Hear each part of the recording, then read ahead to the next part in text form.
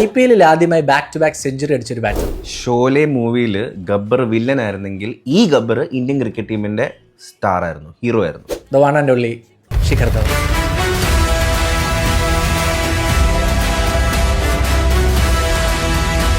സച്ചിൻ സേവാഗ്, സച്ചിൻ ഗാംഗുലി പോലെ ഇന്ത്യ പരീക്ഷിച്ചതിൽ ഭയങ്കര സക്സസ്ഫുൾ ആയിട്ടുള്ള ഒരു പെയർ ആയിരുന്നു രോഹിത് ശർമ്മ ശിഖർ ധവാൻ പെയർ.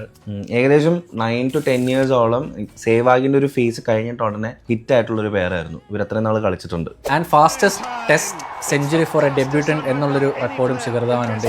അതേ മാച്ചിലാണ് 187 highest score on debut for an Indian batsman against Australia. Mohali ടെസ്റ്റിന്റെ കാര്യമാണ് പറയണത്. ശിഖർ ധവാനെ കുറിച്ച് പറയുമ്പോൾ എടുത്തു പറയേണ്ട മറ്റൊരു കാര്യമാണ് ആളുടെ വേ ഓഫ് സെലിബ്രേഷൻ. അതിപ്പോൾ സെഞ്ചുറി ആണെങ്കിലും ക്യാച്ച് പിടിച്ചിട്ടുള്ളൊരു സംഭവമാണെങ്കിൽ ഈ കാണിച്ച ഒരു ആക്ഷൻ ശിഖർ ധവാന്റെ ഒരു ഫേമസ് സെലിബ്രേഷനാണ്. ഫെയർവെൽ മാച്ച് കിട്ടാത്ത മറ്റൊരു ഇന്ത്യൻ ലെജൻഡ് എന്ന് പറയാൻ വേണമെങ്കിൽ പുള്ളിയുടെ ലാസ്റ്റ് മാച്ച് കഴിഞ്ഞിട്ട് പുള്ളി എവിടെ പോയെന്ന് നമ്മളെല്ലാവരും വണ്ടർ ചെയ്തിട്ടുണ്ട്. കുറച്ച് വർഷത്തേക്ക് ശിഖർ ധവാനെ കുറിച്ചുള്ള വിവരങ്ങളൊന്നും ഇല്ല, ടീമിൽ സെലക്ട് ആവുന്നില്ല, അങ്ങനത്തെ കുറച്ച്. Was A good player though.